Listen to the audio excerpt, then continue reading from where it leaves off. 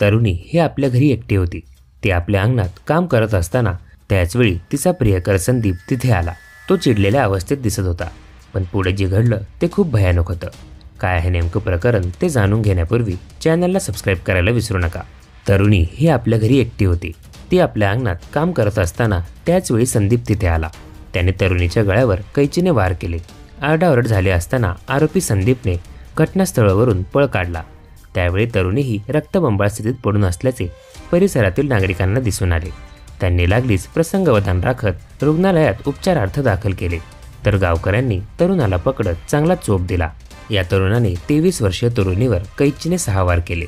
या घटनेत तरुणी जखमी झाली असून तिच्यावर रुग्णालयात उपचार सुरू आहेत. या प्रकरणी तरुणाला पोलिसांनी ताब्यात घेतलं आहे.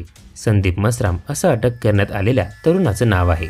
आरोपी हा जखमी तरुणीच्या गावातीलच असल्याची माहिती पोलीस निरीक्षक सार्थक नेहते यांनी दिली. दरम्यान हे प्रकरण एकतर्फी प्रेमातून घडलं असंही पोलिसांचं म्हणणं आहे.